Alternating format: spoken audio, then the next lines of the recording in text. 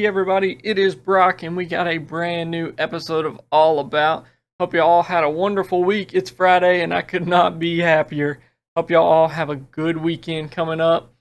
Today we got a very awesome All About video. We're learning all about the sunshine chromies, damselfish, or as other people like to call them, the purple and yellow chromies, or even olive chromies.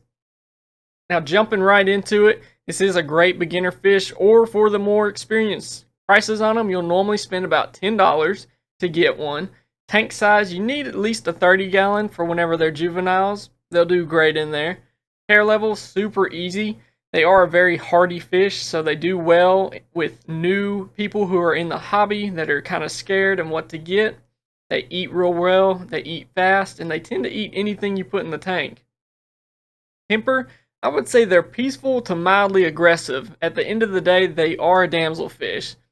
Reef compatibility, yes, they are a great reef fish. They will not mess with any of your corals or anything. They'll just school around the tank, and it's really pretty to watch.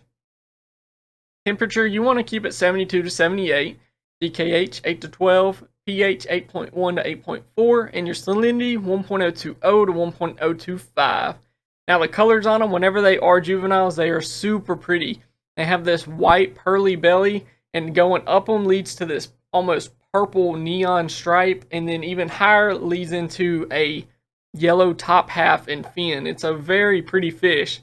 Now what's crazy is once they get a lot older and they become an adult, they actually will fade into this purple blue, very dark, almost black color. They don't even look like the same fish, but it's still really pretty.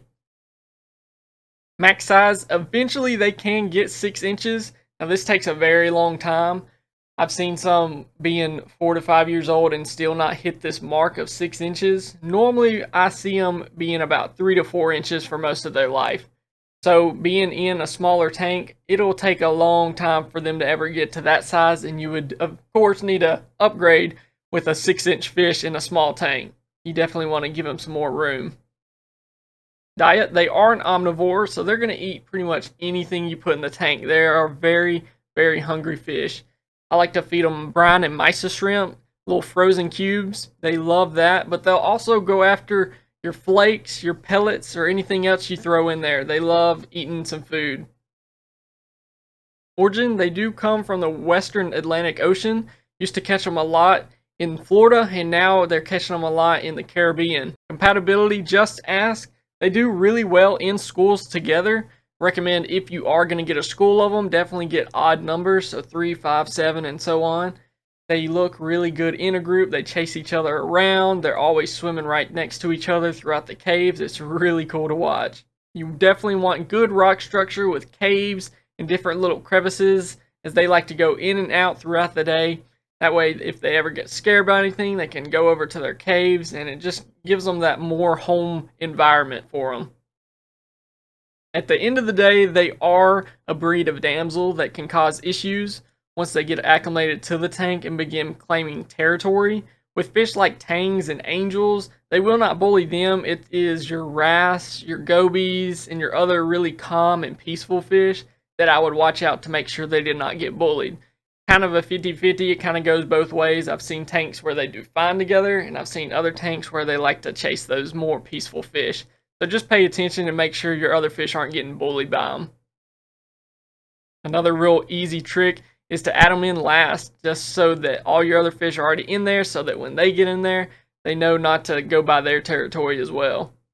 This is a very easy fish to take care of. That pretty much wraps up everything you need to know. They are very hardy and tend to eat quickly in the tank environment, so it's good for beginners, but it's also good for someone that has a really nice reef tank, just to have a school of fish running around in there for them.